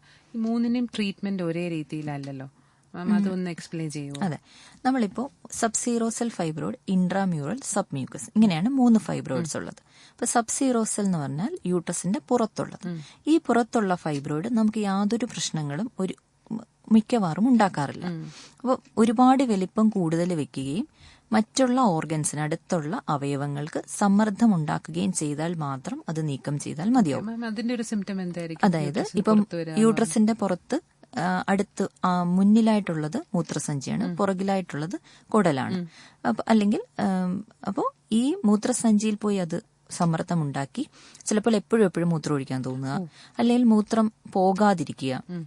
പലപ്പോഴും പേഷ്യൻസ് എമർജൻസി ആയിട്ട് നമുക്ക് യൂട്രസ് റിമൂവ് ചെയ്യേണ്ടുന്ന സർജറി ചെയ്യേണ്ടി വരും, മൂത്രം പോകാതെ വരും. കുറേ നാളായിട്ട് അവർക്ക് പ്രശ്നങ്ങളുണ്ടാവും. സ്ത്രീകൾ ഒന്നും പറയാതെ ഇങ്ങനെ ഇരുന്നിട്ട് ലാസ്റ്റ് മൂത്രം പോകാതെ വരികയും നമ്മൾ ചിലപ്പോൾ എമർജൻസി ആയിട്ട് ചെയ്യേണ്ടതായി വരികയും ചെയ്യും. ഓക്കെ മാം, നമുക്കൊരു കോളർ ഉണ്ട്, കോളറിലേക്ക് കൂടി പോകാം. ഹലോ, പറഞ്ഞോളൂ. Hello, good evening doctor. പറഞ്ഞോളൂ ഡോക്ടർ, എനിക്കൊരു സംശയം ചോദിക്കാനാ. മെനോപോസിന് ശേഷം ഫൈബ്രോയിഡ് ഉണ്ടാകുമോ? ഇല്ല, ഉണ്ടാകാനുള്ള സാധ്യത വളരെ കുറവാണ്. സാധ്യത കുറവാണല്ലേ? അങ്ങനെ ഉണ്ടെങ്കിൽ എന്തെങ്കിലും പ്രശ്നം ഉണ്ടോ? കാര്യം എനിക്ക് നടുവേദന, നടുവിന് വേദന തുടങ്ങിയിട്ട് ഒരു സർജറി കഴിഞ്ഞ ആളാണ്. അപ്പൊ എനിക്ക് തീരെ വയറ് ഭാഗത്തൊന്നും വയറൊന്നും അങ്ങനെ പറയാൻ മാത്രം ഇല്ല. പക്ഷെ ഇപ്പൊ ഈയിടെ ആയിട്ട് എനിക്ക് ഇച്ചിരി വയറ് വയ്ക്കുകയും ചെയ്യുന്നുണ്ട്. നടുവേദനയും കാലുവഴുപ്പും ഒക്കെ കൂടുതലാണ്. എനിക്ക് ഹൈപ്പോതൈറോയിഡിസം ഉണ്ട്. ഇപ്പൊ എത്ര വയസ്സുണ്ട്? എനിക്കിപ്പോ 66-67 വയസ്സാവുന്നു. അപ്പൊ 50 വയസ്സിന് മുന്നേ എപ്പോഴെങ്കിലും ഒരു സ്കാൻ ചെയ്തിട്ടുണ്ടോ? ഈ ഓപ്പറേഷൻ സമയത്തോ എപ്പോഴെങ്കിലും? ഞാനൊരു 58 വയസ്സിന് ശേഷമാണ് ഞാനൊരു ഇതെടുത്ത് അൾട്രാസൗണ്ട് ഇൻഷുറൻസ് എടുക്കാൻ പോയപ്പം ആണ് ഞാൻ വർഷങ്ങൾക്ക് ശേഷം ഒരു ഗൈനക്കോളജിസ്റ്റിനെ കാണുന്നത് പോലും. എനിക്കങ്ങനെ പ്രത്യേകിച്ച് ഈ സിസേറിയൻ ആയിരുന്നു 2 കുട്ടികളും. അതിനുശേഷം എനിക്ക് ഡോക്ടറെ കാണേണ്ടി വന്നിട്ടില്ല ഒരു കാരണവശാലും. അങ്ങനെ ഈ 45 വയസ്സിൽ എനിക്കിത് നിന്നു. പിന്നെ അതിനുശേഷം ഞാൻ 58 വയസ്സിലാണ് ഗൈനക്കോളജിസ്റ്റിനെ കണ്ടത്. ഒരിക്കലും ഡോക്ടറെ കാണേണ്ടി ഒന്നും വന്നിട്ടില്ല. അപ്പൊ അതുകൊണ്ട് അപ്പൊ ഞാൻ ഡോക്ടറോടും പറഞ്ഞു, ശങ്കസ് ഹോസ്പിറ്റലായിരുന്നു പോയത്. അപ്പൊ ഡോക്ടർ പറഞ്ഞു കുഴപ്പമൊന്നുമില്ല, യൂട്രസ് ഒക്കെ നന്നായിട്ട് ഇരിക്കുക എന്ന് പറഞ്ഞു. പക്ഷെ എനിക്ക് നേരത്തെ ഒരു സിസ്റ്റ് ഉണ്ടായിരുന്നു. 58 വയസ്സിൽ അതില്ലല്ലോ നോക്കുമ്പോ. ഇല്ല, 48 വയസ്സിൽ ആ സിസ്റ്റ് ചുരുങ്ങി പോയേക്കുന്നു എന്ന് പറഞ്ഞു. അത് ഞാൻ ഡോക്ടറോട് ചോദിച്ചു. ഞാൻ ഡോക്ടർ ഇങ്ങനെ ഒരു സംഭവം ഉണ്ടായിട്ടുണ്ട്, അതൊരു 38 ആണെന്ന് തോന്നുന്നു കണ്ടത്. അപ്പൊ അതിനുശേഷം ഞാൻ ഹോസ്പിറ്റലിൽ ഇങ്ങനെ ഗൈനക്കോളജിസ്റ്റിനായിട്ട് കണ്ടിട്ടില്ല, ഞാൻ കൂടുതലും ഓർത്തോ ഡോക്ടറെ കാണുന്നത്. അപ്പം ഈ സർജറിക്ക് ശേഷം ഭയങ്കര നടുവേദന ഇപ്പോഴും ഉണ്ട്. അങ്ങനെ വയറിന്റെ ഇടമൊക്കെ കുറച്ച് വീക്കം കൂടുന്നുണ്ട്. തൈറോയിഡ് നോർമൽ ആയിട്ടാണോ ഇപ്പൊ? ഹൈപ്പോതൈറോയിഡിസം കറക്റ്റഡ് ആണോ? എനിക്ക് അത് കറക്റ്റ് ആയിട്ട് ഞാൻ 100 മില്ലിഗ്രാം ഒരു ടാബ്ലറ്റ് കഴിക്കുന്നുണ്ട്. 6 മാസം കൂടുമ്പോ അത് ടെസ്റ്റും ചെയ്യുന്നുണ്ട്. നോർമലാണ് ഇപ്പൊ അല്ലേ? നോർമലാണ്. ഹൈപ്പോതൈറോയിഡിസം ഉള്ളവർക്ക് വണ്ണം വെക്കാനുള്ള സാധ്യത കൂടുതലാണ്. പിന്നെ നമ്മൾ ഇങ്ങനെ അഥവാ എന്തെങ്കിലും ഉണ്ടെങ്കിൽ നമ്മൾ ഇനി എങ്ങനെ അത് അറിയാൻ പറ്റും? സ്കാൻ ചെയ്യണം. നമ്മൾ സ്കാൻ ചെയ്ത് അതെ, നമുക്ക് സംശയം വന്ന സ്ഥിതിക്ക് എന്തെങ്കിലും വളർച്ച വയറിലുണ്ടോ എന്നറിയാൻ വേണ്ടി സ്കാൻ ചെയ്യുന്നത് നന്നായിരിക്കും. കാരണം നമുക്ക് പുതുതായിട്ടൊരു മുഴ വന്നാൽ അതിനെ കൂടുതലായിട്ട് നമ്മൾ ഇവാലുവേറ്റ് ചെയ്യേണ്ടത് അത്യാവശ്യമാണ്. അപ്പൊ ഞാൻ ഇങ്ങനെ എന്റെ സർജറി കഴിഞ്ഞ ഡോക്ടറോട് ഞാൻ വിവരം പറഞ്ഞു. അപ്പൊ ഡോക്ടർ പറഞ്ഞത് ഒരു ഗൈനക്കോളജിസ്റ്റിനെ കാണാനാണ് പറഞ്ഞത്. അതെ, ഗൈനക്കോളജിസ്റ്റിനെ കണ്ട് നമുക്കൊരു സെർവിക്കൽ സ്മിയറും, അതായത് ചില്ല് പരിശോധന എന്ന് പറയും. സെർവിക്സിന്റെ അതായത് ഗർഭാശയ മുഖമാണ് സെർവിക്സ്, അതിനൊരു പാപ് സ്മിയർ എടുക്കേണ്ടതുണ്ട്. പിന്നെ അതുപോലെ തന്നെ വയറും ഒന്ന് സ്കാൻ ചെയ്യുന്നത് നന്നായിരിക്കും.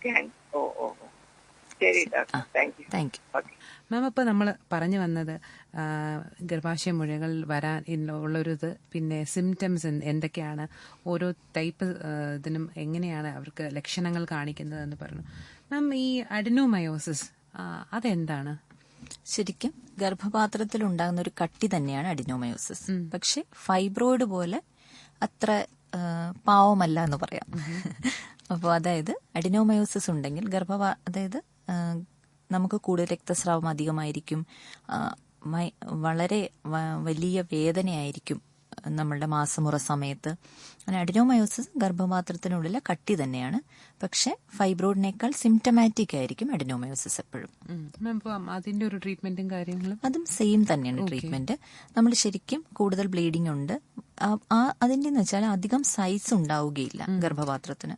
അപ്പൊ നമ്മൾ ആദ്യം ഫസ്റ്റ് ലൈൻ ട്രീറ്റ്മെന്റ് എന്ന് പറയുന്നത് നമ്മൾ കോപ്പർ ടീ പോലെ മെറീന എന്ന് പറയുന്ന ഒരു ഡിവൈസ് ഉണ്ട്, അത് ഇടുക എന്നുള്ളതാണ്. അതിൽ നിന്നും ശരിക്കും ഓരോ മാസവും കുറച്ച് ഹോർമോൺ റിലീസ് ചെയ്ത് അതിനുള്ള ട്രീറ്റ്മെന്റ് അതാണ്. ഇനി അത് വില്ലിങ് അല്ലാത്തവർക്ക് നമുക്ക് ഹോർമോൺ ട്രീറ്റ്മെന്റുകൾ കൊടുക്കാം. ഈ ഹോർമോൺ ട്രീറ്റ്മെന്റ് ഒന്നും ഫലപ്രദമാകുന്നില്ല, അല്ലെങ്കിൽ പേഷ്യന്റ് കംപ്ലയിൻസ് കുറവാണ്, അങ്ങനെയാണെങ്കിൽ നമുക്ക് ഏജും കൂടെയൊക്കെ നോക്കിയിട്ട് നമുക്ക് 40 വയസ്സിന് ഒരു അടുപ്പിച്ചൊക്കെ ആയിരിക്കും ശരിക്കും അഡിനോമയോസിസ് ആദ്യമായി വരുന്നത്. സഹിക്കാൻ പറ്റുന്നില്ല, മരുന്ന് കഴിച്ചിട്ടും ശരിയാകുന്നില്ല, മരുന്ന് ഫലപ്രദമായി എടുക്കുന്നില്ല, അങ്ങനെയൊക്കെ വരുമ്പോൾ ഓപ്പറേഷൻ തന്നെ ചെയ്യേണ്ടതായിട്ട് വരും. Okay ma'am. അപ്പം ഇതിന്റെ ഒരു ട്രീറ്റ്മെന്റ് എന്ന് പറയുമ്പോൾ ഇതുപോലെ തന്നെയായിരിക്കും നടക്കുന്നത്, ഫൈബ്രോയിഡിന്റെ പോലെ തന്നെയായിരിക്കും, പക്ഷെ കുറച്ചുകൂടി സിംറ്റംസ് കൂടുതലായിരിക്കും അഡിനോമയോസിന്. Okay ma'am. ഓക്കെ. അതുപോലെ തന്നെ എൻഡോമെട്രിയോസിസ് എന്ന് പറയുമല്ലോ മാം, അതെന്താണ്? എൻഡോമെട്രിയോസിസ് ഇതിൽ നിന്ന് വ്യത്യസ്തമാണ്. അതായത് ഗർഭപാത്രത്തിന്റെ ഉൾസ്തരമുണ്ട്, അത് എൻഡോമെട്രിയൽ ലൈനിങ് എന്ന് പറയും. അതിന്റെ കോശങ്ങൾ ഓവറിയിൽ കാണുന്നതിനെയാണ് എൻഡോമെട്രിയോസിസ് എന്ന് പറയുന്നത്. അപ്പോൾ ഓവറിയിലെ സിസ്റ്റാണ് ശരിക്കും എൻഡോമെട്രിയോസിസ്. അത് പക്ഷെ 40% വരെ വന്ധ്യത ഉണ്ടാക്കിയേക്കാം.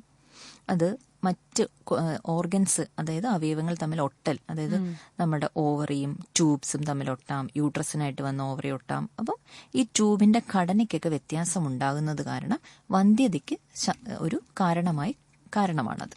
Okay ma'am.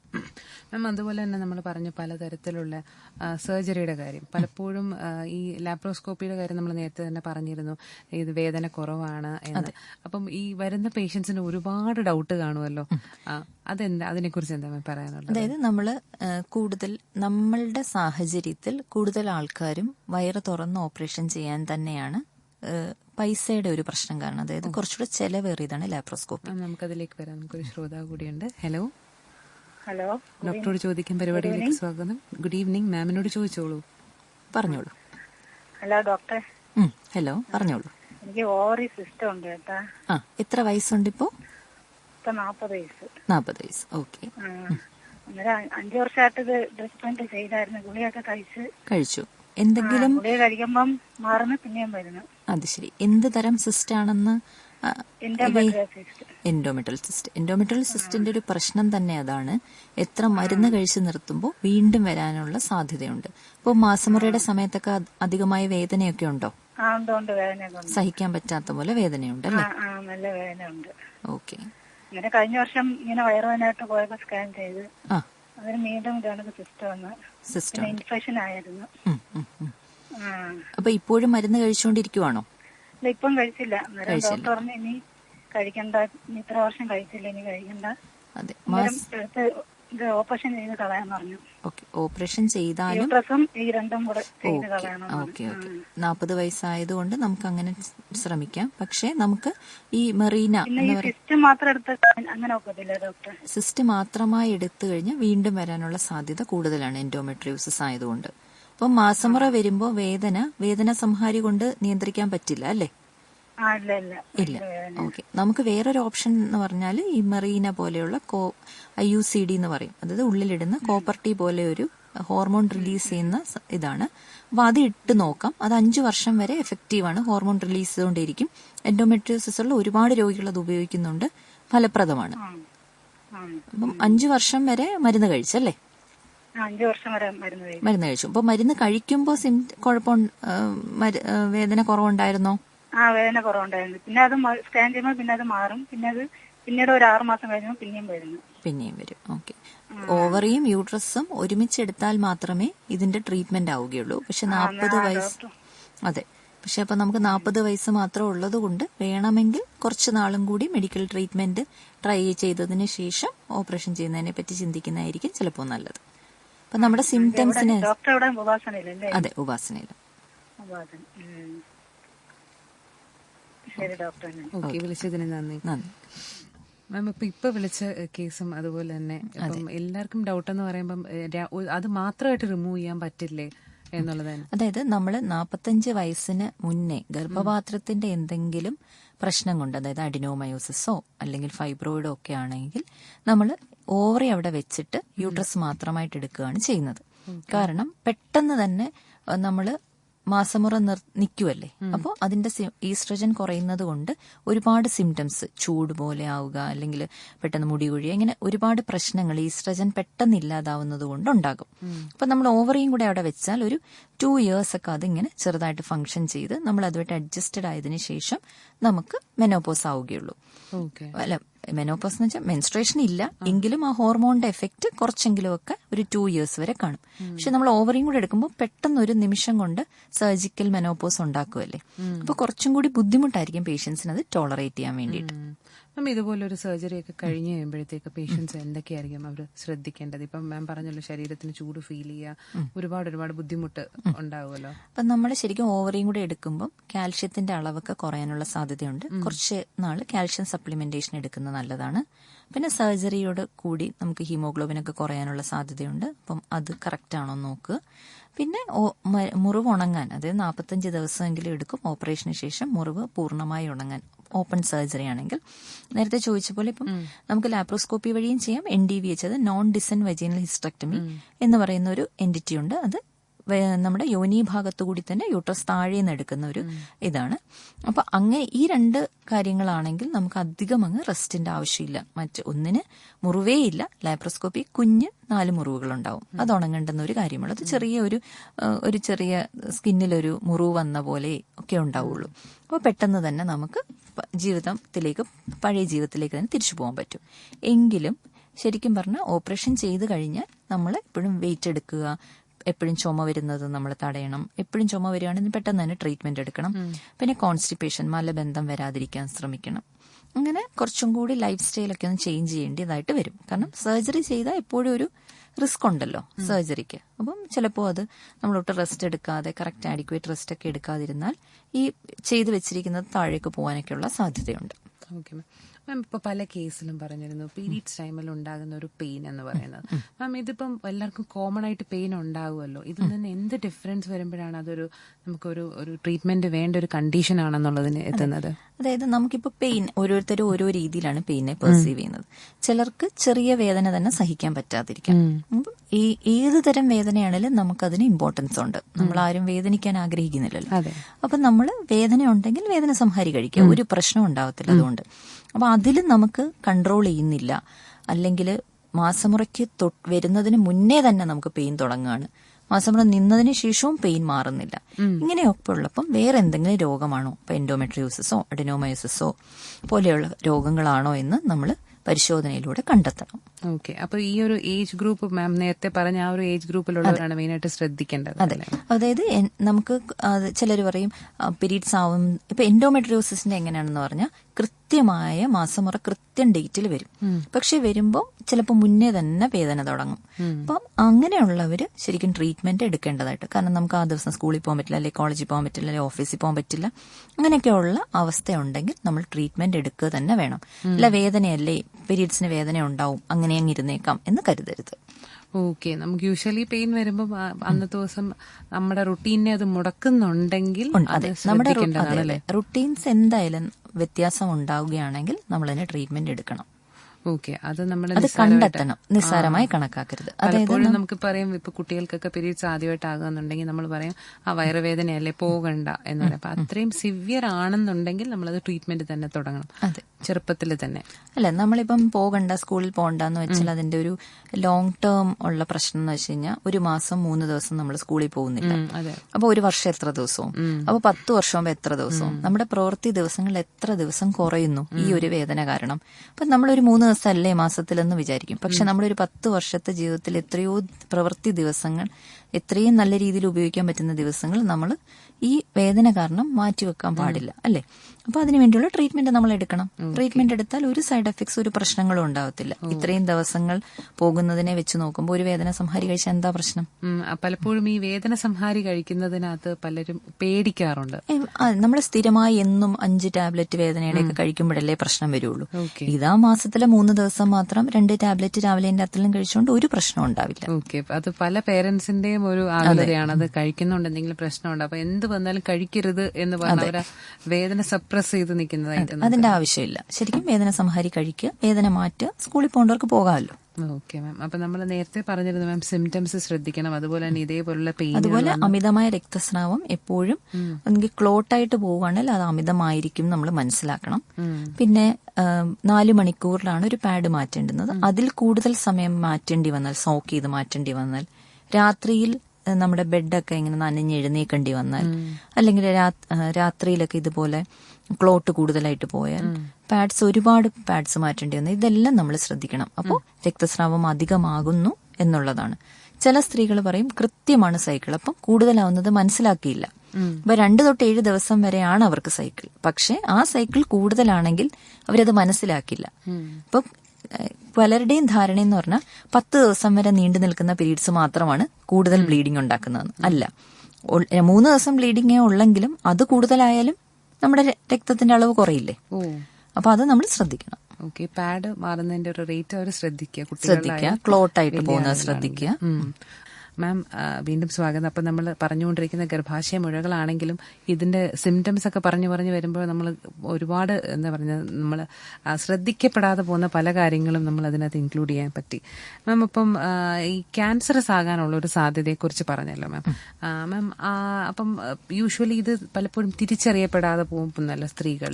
അത് ആ ഒരു വിഷയത്തെക്കുറിച്ച് എന്താ മാം പറയാനുള്ളത്? അതായത് നമ്മളിപ്പോ 35 വയസ്സിനും 45 വയസ്സിനും ഇടയിലുള്ള നമുക്ക് സ്കാൻ ചെയ്യുന്നു, ഒരു ഫൈബ്രോയിഡ്, ഒരു ചെറിയ ഫൈബ്രോയിഡ് ആണെന്ന് കണ്ടെത്തി. അപ്പൊ നമ്മളത് ഫോളോ അപ്പിന് വെക്കുക എന്നുള്ളത് വളരെ ഇമ്പോർട്ടന്റ് ആണ്. 3 സെന്റിമീറ്റർ ഉള്ള മുഴയിലെ വീട്ടിൽ പൊയ്ക്കോ എന്ന് പറയാൻ പാടില്ല. അതായത് എല്ലാ വർഷവും അവരൊന്ന് സ്കാൻ ചെയ്ത് നോക്കണം, ഇതിന് കൂടുതൽ വലിപ്പം വെക്കുന്നുണ്ടോ. ഈ 3 സെന്റിമീറ്ററോ അല്ല 2 സെന്റിമീറ്ററോ ഉള്ള മുഴ ഒരു കുഴപ്പവും ഇല്ലാത്തതാണ്, ഒരു പ്രശ്നവും ഇല്ലാത്തതാണ്. പക്ഷെ ഫോളോ അപ്പിന് ഒരു ഇമ്പോർട്ടൻസ് ഉണ്ട്. അതായത് ഇത് പെട്ടെന്ന് വലിപ്പം വെക്കുന്നോ, അല്ലെങ്കിൽ നേരത്തെ ഉള്ള വലിപ്പത്തിനേക്കാൾ കൂടുതൽ വലിപ്പം വെക്കുന്നോ. അപ്പം നമ്മൾ സാധാരണഗതിയിൽ സാധാരണ ഒരു വലിപ്പം വെക്കേണ്ടുന്നതിനേക്കാൾ കൂടുതൽ വെക്കുകയാണെങ്കിൽ അത് എന്താണെന്നുള്ളത് ഇവാലുവേറ്റ് ചെയ്യുകയും ചിലപ്പോൾ ഓപ്പറേഷൻ ചെയ്യേണ്ടതായിട്ട് വരികയും ചെയ്യും. അപ്പൊ 40 വയസ്സിന് താഴെയാണെങ്കിൽ നമ്മൾ പലപ്പോഴും പേഷ്യന്റിനോട് മെഡിക്കൽ മാനേജ്മെന്റ് അല്ലെങ്കിൽ എന്തെങ്കിലും ചെയ്ത് മെഡിസിൻസ് കൊടുത്ത് ഇതിന്റെ സൈസ് കുറയ്ക്കാൻ പറ്റും. അപ്പൊ സിംറ്റംസ് അനുസരിച്ചാണ് നമ്മൾ ട്രീറ്റ്മെന്റ്. ഇപ്പം സബ്മ്യൂക്കസ് ഫൈബ്രോയിഡ് ആണ്, അത് 1 സെന്റിമീറ്റർ താഴെ ഉള്ളതാണെങ്കിലും യൂട്രസിന്റെ ഉള്ളിലാണ് അതിരിക്കുന്നത്. അപ്പോൾ ഓരോ മാസമുറ വരുമ്പോഴും വളരെയധികം വേദനയും ബ്ലീഡിങ്ങും ഒക്കെ ഉണ്ടാവും. അപ്പൊ അത് ചിലപ്പം ഏറ്റവും കുഞ്ഞു ഫൈബ്രോയിഡ് ആണെങ്കിലും സിംറ്റംസ് കൂടുതലായിരിക്കും. അപ്പൊ അത് എത്രയും പെട്ടെന്ന് തന്നെ അടുത്ത സൈക്കിൾ ആവുന്നതിന് മുമ്പ് റിമൂവ് ചെയ്യുന്നതായിരിക്കും നല്ലത്. കാരണം അല്ലെങ്കിൽ രക്തക്കുറവ് ഓരോ സൈക്കിളിലും രക്തം കുറഞ്ഞുകൊണ്ടിരിക്കില്ലേ. അപ്പൊ അതുകൊണ്ട് അത് നേരത്തെ തന്നെ നമ്മൾ റിമൂവ് ചെയ്യണം. അതിന്റെ കൂടെ ഡിയാൻസിയും ചെയ്യണം. പലപ്പോഴും സ്ത്രീകളിൽ കണ്ടുവരുന്നൊരു പ്രശ്നമാണല്ലോ രക്തക്കുറവ് എന്ന് പറയുന്നത്. മാം അപ്പം ആ ഒരു വിഷയത്തെ കുറിച്ച് രക്തക്കുറവ് വന്ന് ശരിക്കും അതാ ഞാൻ പറഞ്ഞത്, നേരത്തെ 2 തൊട്ട് 7 ദിവസം വരെ മാത്രമേ ബ്ലീഡിംഗ് ഉണ്ടാവുകയുള്ളൂ. അപ്പോൾ നമ്മളൊരു ഫിസിഷ്യനെ ആയിരിക്കും രക്തക്കുറവിന് കാണുന്നത്. അപ്പോൾ ഫിസിഷ്യനോട് പറയും എനിക്ക് നോർമൽ സൈക്കിളാണ്, 2 ദിവസം തൊട്ട് 7 ദിവസം വരെ ബ്ലീഡിംഗ് ഉള്ളൂ. ഫിസിഷ്യനും അത് കേൾക്കും, ഓക്കെ കറക്റ്റ് ആണല്ലോ. ഈ സ്ത്രീ തന്നെ മനസ്സിലാക്കുന്നില്ല അവർക്ക് ഈ ദിവസങ്ങളിൽ ബ്ലീഡിംഗ് കൂടുതലാണ്. സൈക്കിൾസ് റെഗുലർ ആണ്, കറക്റ്റ് സമയത്ത് നിൽക്കുന്നുണ്ട് സൈക്കിൾസ്, പക്ഷെ ഉള്ള ദിവസങ്ങളിലുള്ള ബ്ലീഡിംഗ് കൂടുതലാണ്. അതവർ മനസ്സിലാക്കുന്നില്ല. അങ്ങനെ ഒരുപാട്, കഴിഞ്ഞ ദിവസം നമുക്കൊരു പേഷ്യന്റ് ഉണ്ടായിരുന്നു, HB 4 വന്നു. അപ്പോൾ എല്ലാ ഇവാലുവേഷനും കഴിഞ്ഞു. ഫിസിഷ്യനോട് പേഷ്യന്റ് പറയാണ് എനിക്ക് സൈക്കിൾ റെഗുലർ ആണ്, നോർമലാണ്, സൈക്കിൾ റെഗുലർ ആണെന്ന് പറഞ്ഞുകൊണ്ടേയിരിക്കുന്നു. ഓരോ തവണ പീരീഡ്സ് കഴിയുമ്പോൾ അവസാനം ഫിസിഷ്യൻ തന്നെ കണ്ടെത്തി മനസ്സിലാക്കി നമ്മളെടുത്തോട്ട് വിടുമ്പോൾ HB 4 പേഷ്യന്റിന്. അപ്പോൾ സ്കാൻ ചെയ്യാൻ വിടുമ്പോൾ സ്കാൻ ഡോക്ടറിനോടും പേഷ്യന്റ് പറയുന്നു എനിക്ക് ബ്ലീഡിംഗ് ഒക്കെ നോർമലാണ്, ഒരു പ്രശ്നവും ഇല്ല, കറക്റ്റ് ബ്ലീഡിംഗ് ആണ്. അപ്പൊ സ്കാൻ ചെയ്യുന്ന ഡോക്ടർ ആ സ്കാൻ റൂമിൽ നിന്ന് നമ്മളെ വിളിക്കുകയാണ്, ഇത്രയും ബ്ലീഡിംഗ് ഉള്ള പേഷ്യന്റിനെയാണോ സ്കാൻ ചെയ്യാൻ വിടുന്നതെന്ന്. അപ്പൊ അവര് മനസ്സിലാക്കുന്നില്ല, അവരുടെ സൈക്കിൾസ് റെഗുലർ ആണ്, സൈക്കിൾസ് 2 to 7 ഡേയ്സിൽ തന്നെ നിൽക്കുന്നുണ്ട്, ഉള്ള ദിവസം ബ്ലീഡിംഗ് കൂടുതലാണെന്ന് പേഷ്യന്റ് ഇത്രയും പേര് പറഞ്ഞിട്ടും അവർ മനസ്സിലാക്കുന്നില്ല. അപ്പൊ അവരുടെ കൺസെപ്റ്റ് ഈ ദിവസങ്ങളിൽ മാത്രമേ ബ്ലീഡിംഗ് ഉണ്ടാവുകയുള്ളൂ എന്നാണ്. അപ്പൊ അങ്ങനെയുള്ള സിറ്റുവേഷൻസിൽ ബ്ലീഡിംഗ് കുറവാണെങ്കിൽ, HB കുറവാണ്, രക്തക്കുറവുണ്ടെങ്കിൽ നമ്മൾ ഇവാലുവേറ്റ് ചെയ്യണം. കാരണം ഇതും കൂടെ ഒരു കോസ് ആണെന്ന് നമ്മൾ ചിന്തിച്ച് റൂൾ ഔട്ട് ചെയ്യേണ്ടത് അത്യാവശ്യമാണ്. അതിന്റെ ഒരു ട്രീറ്റ്മെന്റ് എങ്ങനെയായിരിക്കും? അപ്പം ആ സമയത്ത് ബ്ലീഡിംഗ് ആ സമയത്ത് മാത്രമേ കൂടുതലുള്ളെങ്കിൽ കുറച്ചുകൂടെ എളുപ്പമാണ് നമുക്ക് ട്രീറ്റ് ചെയ്യാൻ. ആദ്യം നമ്മൾ ബ്ലീഡിംഗ് കുറയ്ക്കുന്ന മരുന്ന് കൊടുത്തു നോക്കും. അപ്പൊ അങ്ങനെ കുറേ നാളെ ഒരു വർഷം വരെ അല്ലെ 6 മാസം വരെയൊക്കെ കുഴപ്പമില്ലാതെ ആ മരുന്ന് മാത്രം കഴിച്ച് മുന്നോട്ട് പോകാൻ പറ്റും. അത് കഴിഞ്ഞ് വീണ്ടും ബ്ലീഡിംഗ് അതിൽ നിൽക്കുന്നില്ലെങ്കിൽ മാത്രം ഹോർമോൺ ഗുളികകൾ കഴിക്കേണ്ടതായിട്ട് വരും. Okay ma'am. മാം ഇപ്പം പലപ്പോഴും മാം പറഞ്ഞു സ്ത്രീകൾ അവനവന്റെ ഒരു ആരോഗ്യം ശ്രദ്ധിക്കുന്നതിനകത്ത് വളരെ പിന്നോട്ടാന്ന് പറഞ്ഞു. അപ്പം എത്ര ഒരു ഫ്രീക്വൻസിയിലായിരിക്കും? ഇപ്പം നേരത്തെ പറഞ്ഞു 50 വയസ്സിന് മുൻപ് ഇടയ്ക്ക് എപ്പോഴെങ്കിലും ഒരു ഗൈനക്കോളജിസ്റ്റിനെ സന്ദർശിച്ചിട്ടുണ്ടോ എന്ന് മാം ചോദിക്കുന്നതായിട്ടൊരു പേഷ്യന്റിന്റെ അടുത്ത്.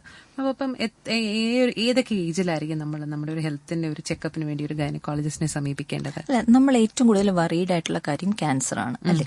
അപ്പോൾ ക്യാൻസർ സ്ക്രീനിങ് നമ്മൾ ചെയ്യണോ എന്നുള്ളതാണ്. അപ്പം ഓവറിയിലെയോ യൂട്രസിന്റെയോ ഒന്നും നമുക്ക് സിംറ്റംസ് വന്നാൽ മാത്രമേ നമ്മൾ സ്ക്രീൻ ചെയ്യുള്ളൂ. അതായത് ഇപ്പൊ എന്തെങ്കിലും ഒരു സിംറ്റം ഉണ്ട്, വയറ് വീർത്ത് വരുന്നു, ശരി, സ്കാൻ ചെയ്യുമ്പോൾ ഓവറിൽ ട്യൂമർ കണ്ടു, അങ്ങനെ. പക്ഷെ നമുക്ക് സ്ക്രീൻ ചെയ്യാൻ പറ്റുന്ന ഒരു ക്യാൻസർ ഉണ്ട്, അതാണ് സെർവിക്സിലെ ക്യാൻസർ. അപ്പം 25 വയസ്സിന് ശേഷം എല്ലാ 5 വർഷവും എല്ലാ 3 വർഷവും നമ്മൾ ശരിക്കും പാപ്സ്മിയർ ടെസ്റ്റ് ചെയ്യണം. 50 വയസ്സിന് ശേഷം എല്ലാ 5 വർഷവും പാപ്സ്മിയർ ടെസ്റ്റ് ചെയ്ത് സെർവിക്സിന്റെ എന്തെങ്കിലും കോശങ്ങൾക്ക് വ്യത്യാസം ഉണ്ടോ എന്ന് കണ്ടെത്തണം. പിന്നെ ഈ പറഞ്ഞ പോലെ നമ്മൾ ഹെൽത്ത് ചെക്കപ്പ് ഒക്കെ ചെയ്യുന്നുണ്ടല്ലോ, അതിന്റെ കൂടെ ഒരു സ്കാൻ കൂടി എടുത്താൽ യൂട്രസിലോ ഓവറിയിലോ ഒക്കെ എന്തെങ്കിലും വ്യത്യാസങ്ങൾ വരുന്നുണ്ടോ എന്ന് നമുക്ക് കണ്ടെത്താൻ പറ്റും. അപ്പം സ്ത്രീകൾ അവനവന്റെ ഒരു ഹെൽത്തിനെ കുറിച്ച് കൂടുതൽ അവെയർ ആകുക എന്നുള്ളതാണ്. പലപ്പോഴും നമ്മുടെ ഒരു വീടിന്റെ ഒരു തൂണാണല്ലോ അമ്മമാരെന്ന് പറയുമ്പോൾ, അവർ ശ്രദ്ധിക്കാതിരിക്കുക, അത് ആ ഒരു വീടിനെ തന്നെ ആകപ്പാട് തകർച്ചയിലേക്ക് കൊണ്ടുവന്നു. ഒരു ദിവസം അവരൊന്ന് മാറി നിൽക്കുമ്പോഴേ വീടിന്റെ ഒരു അവസ്ഥ മാറുമല്ലോ. അതായത് ഏർലി ആയിട്ട് നമ്മൾ കണ്ടുപിടിച്ച നമുക്ക് പെട്ടെന്ന് ട്രീറ്റ് ചെയ്ത് ഇതൊക്കെ മാറ്റാനായിട്ട് സാധിക്കും.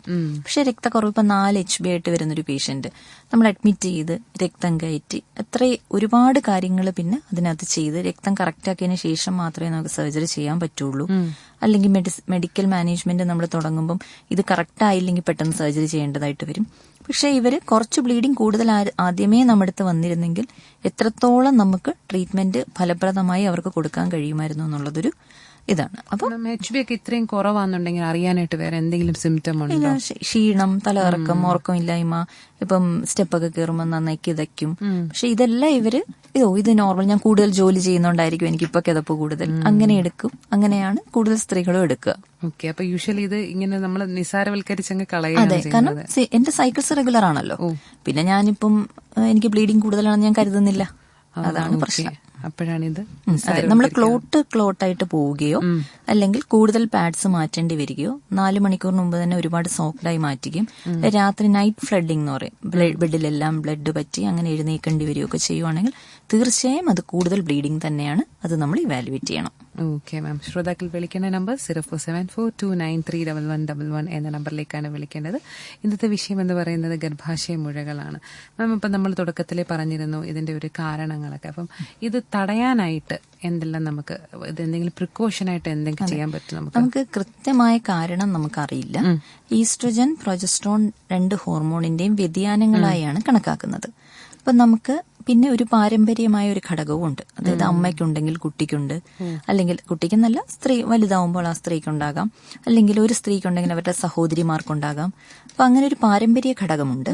പിന്നെ ഒബീസിറ്റി, പൊണ്ണത്തടി ഒരു റീസണായി പറയുന്നുണ്ട്. പിന്നെ നമ്മൾ ഒരുപാട് റെഡ് മീറ്റ് കഴിക്കുന്ന, മാംസാഹാരം കൂടുതലായി കഴിക്കുന്നവരിൽ കാണാറുണ്ട്. ഡയറ്റും എക്സസൈസും ഒട്ടും എക്സസൈസ് ചെയ്യാത്ത ആൾക്കാരിലുമെല്ലാം ഇത് കൂടുതലായി കാണുന്നു. ഈ സെയിം കാര്യം തന്നെയാണ് ക്യാൻസർ ഓവറിയിലല്ല യൂട്രസിന്റെ ക്യാൻസറിന്റെ റിസ്ക് ഫാക്ടേഴ്സ് ആയിട്ട് പറയുന്നത്. അപ്പം എപ്പോഴും ഒബീസിറ്റി, ഈസ്ട്രജൻ കൂടുതലുള്ള അവസ്ഥ, ഇതൊക്കെ തന്നെയാണ് യൂട്രസിന്റെ ക്യാൻസർ ഉണ്ടാക്കുന്നത്. അപ്പൊ ഡയറ്റിനും എക്സസൈസിനും അതിന്റേതായ ഇമ്പോർട്ടൻസ് ഉണ്ട്. അപ്പൊ നമ്മുടെ ഒരു ഏജ് ഒരുപാട് അങ്ങ് ആ ഒരു സ്റ്റേജ് എത്തുന്നതിന് മുമ്പ് തന്നെ നമ്മൾ ആ ഒരു ഇമ്പോർട്ടൻസ് കൊടുക്കുക. അതെ, കുട്ടികൾക്കാണെങ്കിലും നമ്മൾ ഫുഡ് പ്രിഫറൻസ് നന്നായി കറക്റ്റ് ആയിട്ടുള്ള ഫുഡ് കൊടുത്ത് അവരുടെ ഫുഡ് പ്രിഫറൻസ് കറക്റ്റ് ആക്കി കൊണ്ടുവന്ന് തന്നെ വളർത്തണം. അപ്പൊ അങ്ങനെ അല്ലെങ്കിൽ അവർ വലുതാവുമ്പോഴും അവർക്ക് ആ തടി നിയന്ത്രിക്കാൻ കഴിയാതെ വരും. ഈ HB ലെവലൊക്കെ കുട്ടികളിലൊക്കെ കറക്റ്റ് ആകാനായിട്ട് അവർക്ക് എന്തെങ്കിലും ഫുഡ് നമുക്ക് സപ്ലിമെന്റ്സോ കാര്യങ്ങളൊക്കെ കൊടുക്കാൻ പറ്റുമോ? അല്ല, HB നമ്മൾ കുറയേണ്ട ആവശ്യം വേറെ ഇല്ലല്ലോ. ഇപ്പൊ കുട്ടികൾക്ക് ഇപ്പം വിരയുടെ ഗുളിക കൊടുത്ത് ഇപ്പൊ നമുക്ക് ആദ്യമായിട്ട് നമ്മൾ HB കുറഞ്ഞു വരികയാണ്, അപ്പൊ നമ്മൾ ആദ്യം വിരയുടെ മരുന്ന് കൊടുക്കും. പിന്നെ എന്ത് റീസൺ കൊണ്ടാണ് ഹീമോഗ്ലോബിൻ കുറഞ്ഞിരിക്കുന്നതെന്ന് പെരിഫറൽ സ്മിയർ എന്ന് പറഞ്ഞാൽ ടെസ്റ്റ് ചെയ്ത് നോക്കും. അപ്പൊ അങ്ങനെ ചെയ്ത് അപ്പൊ അതിൽ നിന്ന് നമുക്ക് എന്തെങ്കിലും റീസൺ പ്രത്യേകിച്ചുണ്ടെങ്കിൽ ആ റീസൺ ആദ്യം കറക്റ്റ് ചെയ്യണം. ചില പെൺകുട്ടികൾക്കാണെങ്കിൽ ബ്ലീഡിങ് ഇത് പറഞ്ഞ പോലെയാണ്. ചിലപ്പോൾ കുട്ടികൾ പറയില്ല, 2 മാസം വരെയൊക്കെ കണ്ടിന്യൂസ് ബ്ലീഡിങ് കാണും.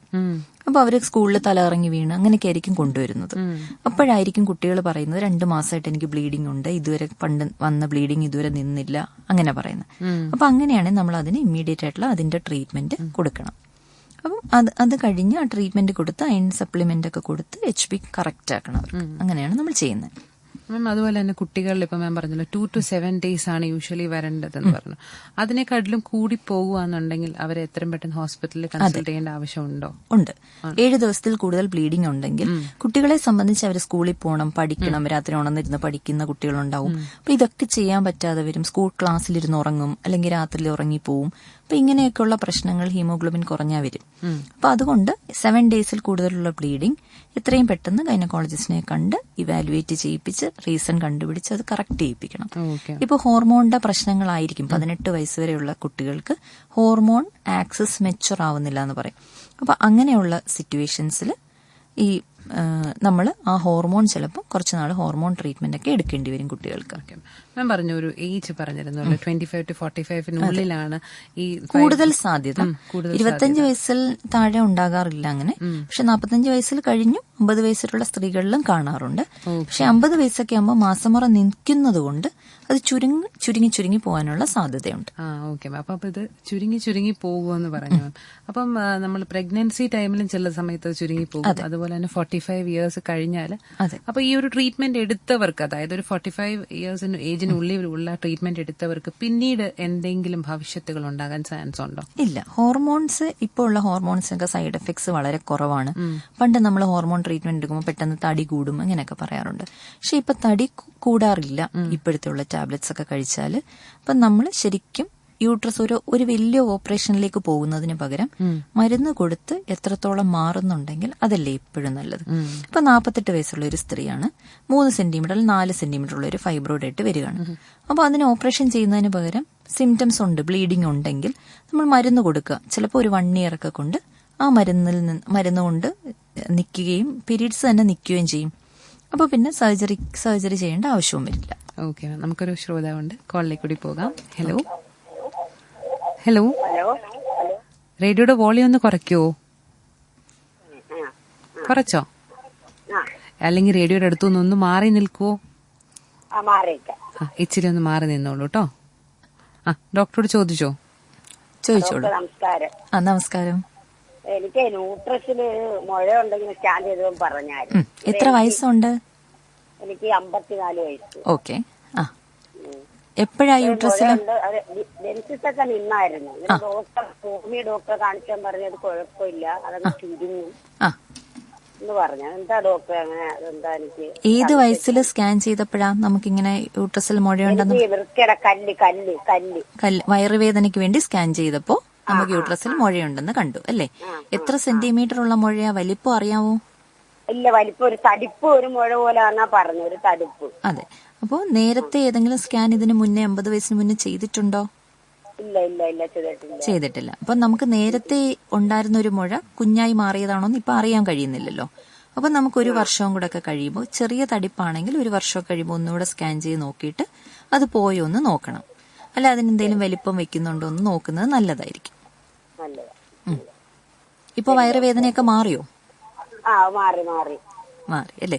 അപ്പൊ കല്ലിന്റെ തന്നെ ആയിരുന്നു. അപ്പം വേറെ ബ്ലീഡിംഗ് ഒന്നും വന്നിട്ടില്ലല്ലോ?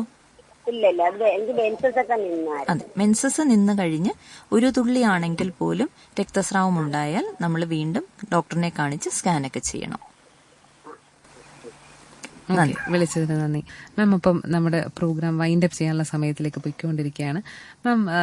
ഇപ്പൊ നേരത്തെ പറഞ്ഞ കാര്യം ഒരിക്കൽ കൂടി നമ്മുടെ ലേഡീസ് ആണ് കൂടുതൽ ലിസണേഴ്സ്, അവർക്ക് കൊടുക്കാനുള്ള എന്താണ് ഉപദേശം? അതായത് ഞാൻ പേഷ്യൻസിനോടെല്ലാം പറയുന്ന ഒരു കാര്യമുണ്ട്, നമുക്ക് ചുമരുണ്ടെങ്കിലേ ചിത്രം വരയ്ക്കാൻ പറ്റൂ അല്ലേ? അപ്പൊ നമ്മളില് എല്ലാവരെയും നോക്കിയിരുന്നിട്ട് നമ്മളുടെ ആരോഗ്യ പ്രശ്നങ്ങൾ നമ്മൾ ഇഗ്നോർ ചെയ്യരുത്. അപ്പൊ നമുക്കൊരു ബുദ്ധിമുട്ടുണ്ടെങ്കിൽ എത്രയും പെട്ടെന്ന് ഒരു ഡോക്ടറിനെ കണ്ട് ട്രീറ്റ്മെന്റ് എടുക്കണം. അല്ല നമ്മളിപ്പം അതിനെ ഇഗ്നോർ ചെയ്ത് പോയിട്ട് ഒരു വലിയ പ്രശ്നത്തിലായി നമ്മളൊരു 10 ദിവസം ഹോസ്പിറ്റലിൽ അഡ്മിറ്റ് ആയാലോ? അതേസമയം നമുക്ക് നേരത്തെ ആണെങ്കിൽ നമുക്ക് OP വഴി തന്നെ ട്രീറ്റ് ചെയ്ത് മാറ്റാൻ പറ്റുന്ന പല കാര്യങ്ങളും നമ്മൾ വെച്ചോണ്ടിരുന്ന് ഇങ്ങനെ മാറ്റി മാറ്റി വെച്ച് മറ്റുള്ള എല്ലാവരുടെയും കാര്യം ശരിയായിട്ട് നമ്മുടെ കാര്യം നോക്കാന്ന് പറയുമ്പോഴത്തേക്കും അത് കൂടുതൽ പ്രശ്നമായി മാറും. അതുകൊണ്ട് എല്ലാവരും നേരത്തെ തന്നെ നമുക്കുള്ള ബുദ്ധിമുട്ടുകൾ എന്തെങ്കിലും ഉണ്ടെങ്കിൽ അത് ഡോക്ടറിനെ കണ്ട് അത് പരിഹാരം കണ്ടെത്തണം. Thank you ma'am. മാമിന്റെ വിലയേറിയ സമയം നമ്മുടെ ശ്രോതാക്കൾക്കായി പങ്കുവച്ചതിന് ഒരുപാട് നന്ദി. ഇതുവരെ നമ്മോട് സംസാരിച്ചത് ഉപാസന ഹോസ്പിറ്റലിലെ കൺസൾട്ടന്റ് ഗൈനക്കോളജിസ്റ്റും ലാപ്രോസ്കോപ്പിക് സർജനുമായ ഡോക്ടർ മഞ്ജു അരുൺ മാം ആണ്. Thank you ma'am. Thank U.